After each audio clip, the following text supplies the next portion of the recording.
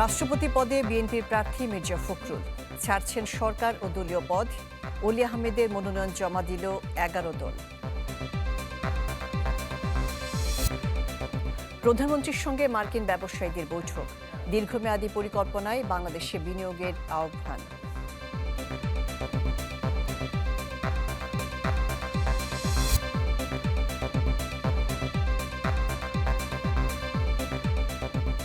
আমন্ত্রণ চ্যানেলটি দুপুরে বিকাল 4টার খবরে শুনছিলেন AKS সংবাদ শিরোনামগুলো। আপনাদের সাথে থাকছি আমি শানাত Shahriar.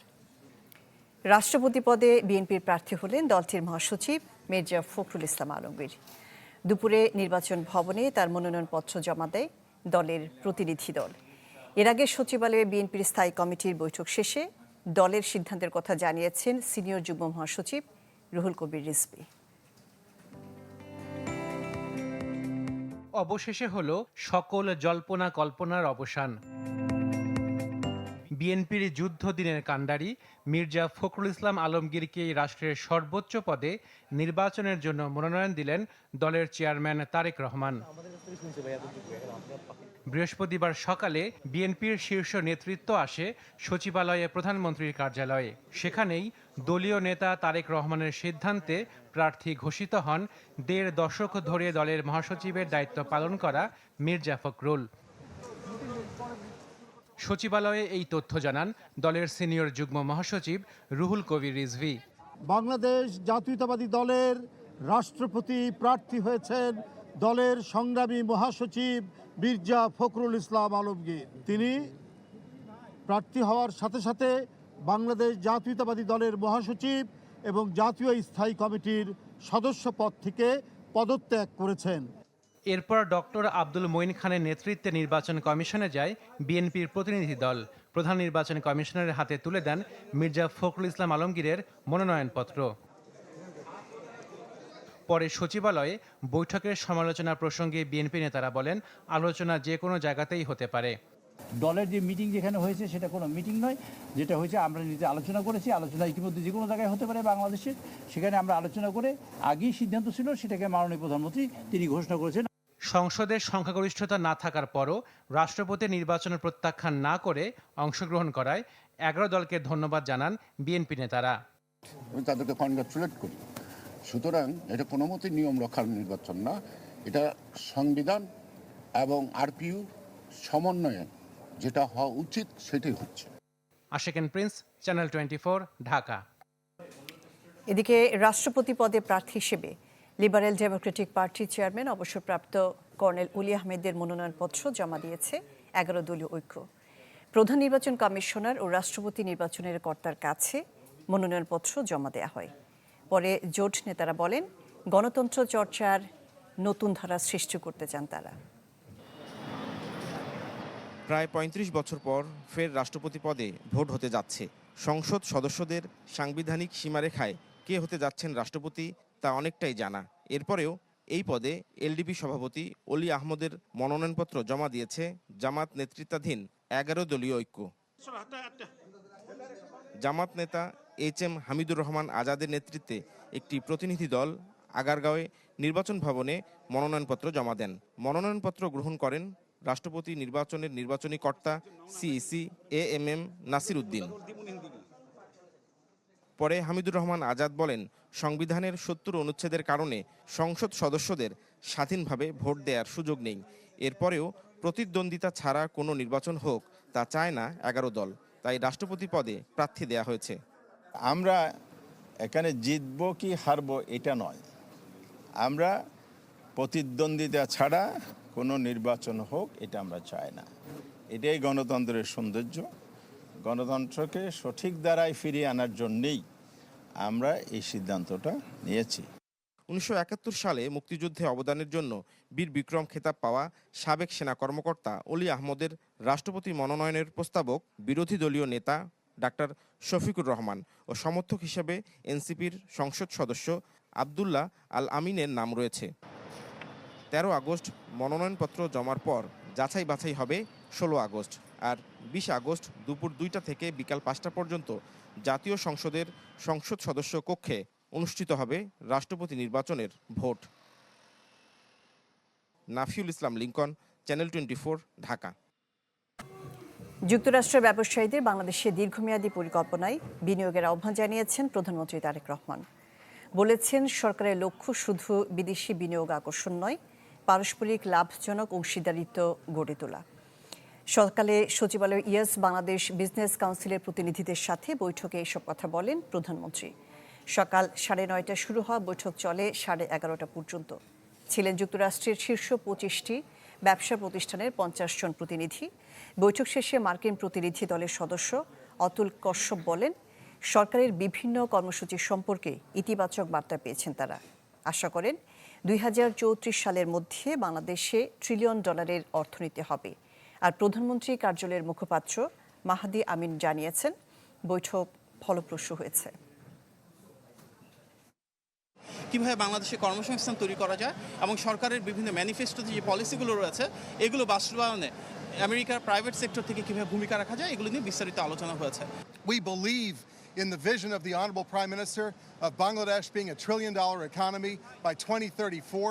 We believe that the private sector can be an important catalyst, bringing in investment and technology. সব ঠিক থাকলে ভারত এবং জাপান সফর করতে পারেন প্রধানমন্ত্রী তারেক রহমান। পররাষ্ট্র প্রতিমন্ত্রী শামা ওবায়েদ পররাষ্ট্র মন্ত্রণালয়ে সাংবাদিকদের এ কথা জানিয়েছেন। তিনি আরও বলেন, বাংলাদেশের সঙ্গে সম্পর্ক ঠিক করার সুযোগ কাজে লাগানো উচিত ভারতের। যদি সব কিছু মেলে অবশ্যই ভারত সফর হবে, জাপান সফর হবে, সব সফরই হবে। যখন দুই দেশের প্রধান কথা বলেন, দ্বিপাক্ষিক আলোচনা হয়, তখন অনেক সমস্যা সমাধানেরই সুযোগ থাকে।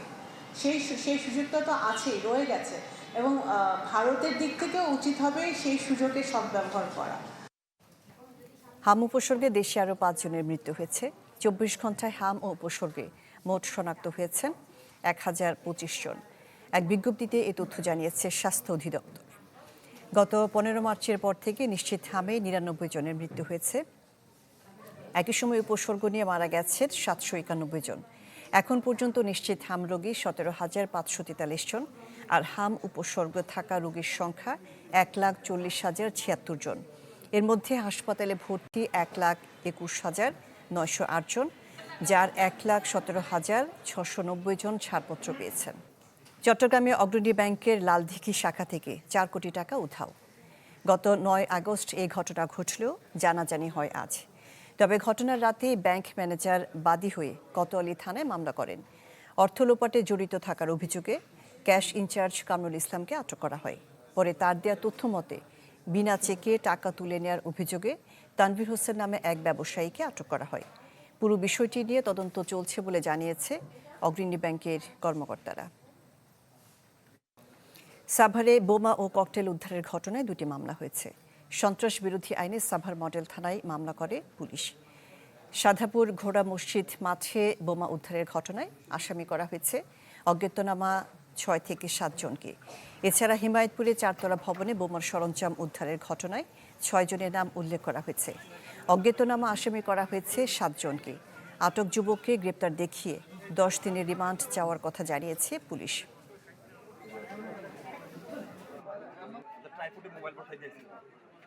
সিলেটের দম্পতি ও গৃহকর্মী হত্যার ঘটনায় অভিযুক্তকে আটক করেছে পুলিশ। দাবি করা হচ্ছে, গৃহকর্মীর সাথে প্রেমের সম্পর্কে মতবিরোধ থেকে 3 জনকে খুন করেছে আটক বাবুল। চাঞ্চল্যকর এ হত্যাকাণ্ডে এখনো মামলা হয়নি। 20 দিনের প্রেমের সম্পর্ক, এরপর রাগ অনুরাগ, সেখান থেকে হত্যাকাণ্ড। বুধবার সিলেট নগরীর রায়নগরে ট্রিপল মার্ডারের নেপথ্যের কারণ খুঁজে পেয়েছে পুলিশ। ঘটনার 24 ঘন্টায় গ্রেপ্তার করা হয়েছে অভিযুক্ত ঘাতক বাবুলকে। উদ্ধার করা হয়েছে হত্যায় ব্যবহৃত অস্ত্র। পুলিশ জানায়, গৃহকর্মী তাহমিনার সঙ্গে বাবুলের প্রেমের সম্পর্ক ছিল। কদিন আগে তাদের মধ্যে একটি বিরোধ থেকে ক্ষুব্ধ ছিলেন বাবুল। এর জেরে বাসায় ঢুকে তাহমিনাকে হত্যার পর আব্দুস সাত্তার দম্পতিকে হত্যা করে সে। ঘটনা আড়াল করতে পালিয়ে যায় বারান্দা দিয়ে। হত্যায় ব্যবহৃত অস্ত্র ফেলে দেওয়া হয় বাড়ির পেছনের জঙ্গলে। বয়স্করা মারার ধরার ছিল, বয়স্ক লোকটাকে বাধা দিয়েছিল, তোমারে মারধর করছিল। হ্যাঁ, মানুষ মারিলাম। রক্তমাখা শপিং ব্যাগ সেটিও এখানে আছে। পাশাপাশি ছুরিটিও আছে, ছুরিটি আমরা যে হাতলে দেখেছি রক্ত সদৃশ কিছু একটা বস্তু আছে, এবং ছুরির যে অংশ যেটা ধাতব অংশ সেখানেও মাটির সাথে লেগে হয়তো ছুরিটি সে ধোয়ার চেষ্টা করেছে বা ধুয়েছে, একদম একেবারে পরিপূর্ণভাবে হয়তো সে ধুতে পারেনি। এলাকাবাসীর দাবি, বাবুল কখনো কাঠমিস্ত্রি, রং মিস্ত্রি, রিকশা চালক ও কখনো কসাইয়ের কাজ করতেন। তার বিরুদ্ধে বখাটেপনা ও নেশার প্রবণতার অভিযোগ রয়েছে। ঘটনার দিন ওই বাসায় বাবুলের প্রবেশের বিষয়টি ধরা পড়ে সিসি ক্যামেরায়। থেকে যাইতাম রাতকে দেখতাম তো ওরা একটা গ্রুপ ছিল, ওইখানে বসেই নেশা করতো। হ্যাঁ, ওদের অনেকবার ওদের বিচারও হয়েছিল। এই যে এরকম একটা ঘটনা ঘটাবে সেটা আমরা এলাকাবাসীও কল্পনা করি নাই। নিহত আব্দুস সাত্তারের 4 সন্তানই প্রবাসে। তারা দেশে ফেরার পর এই ঘটনায় মামলা করার কথা রয়েছে। Desk report, channel 24। 29 আগস্ট রাজধানীর লালবাগ কেল্লায় হৃদয়ে ঢাকা 416 উৎসবে যোগ দেবেন প্রধানমন্ত্রী তারেক রহমান। নগর ভবনের সংবাদ সম্মেলনে এ তথ্য জানিয়েছেন ডিএসসিসি প্রশাসক আব্দুস সালাম। সমৃদ্ধ ইতিহাস এবং সংস্কৃতি তুলে ধরতে নানা বর্ণাঢ্য কর্মসূচির মাধ্যমে পালিত হবে ঢাকা 416 বছর। উৎসব গর্ব ও দায়িত্ব প্রতিপাদ্যে পালিত হবে এবারের আয়োজন। প্রশাসক বলেন, মানুষ ঢাকাকে হৃদয়ে ধারণ করলে এই শহরকে পরিচ্ছন্ন রাখার চেষ্টা করবে। এবারের আয়োজন ঘিরে 5 সেপ্টেম্বর পর্যন্ত রাজধানীর বিভিন্ন স্থানে থাকবে নানা কর্মসূচি।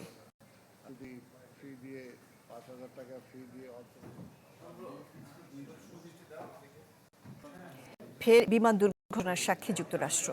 এবার টেক্সাসের সামরিক হেলিকপ্টার বিধ্বস্ত হয়ে প্রাণ গেছে 2 মার্কিন সেনার। স্থানীয় সময় বুধবার দুপুরে সালাডো অঞ্চলে বিধ্বস্ত হয় হেলিকপ্টারটি। বেল কাউন্টি শেরিফের কার্যালয় বলছে, সেনাবাহিনীর H-64 অ্যাপাচি হেলিকপ্টারটি ফোর্ট হুডে মোতায়েন ছিল। সেখানে একটি মাঠে দুর্ঘটনার কবলে পড়লে আগুন লেগে যায়। এতে বিস্তীর্ণ এলাকা পুড়ে গেলেও কোনো স্থাপনার ক্ষয়ক্ষতি হয়নি বলে জানিয়েছে টেক্সাসের গভর্নর। মাঠে নামে উদ্ধারকারী দল, নিরাপদে সরিয়ে নেওয়া হয় স্থানীয় বাসিন্দাদের।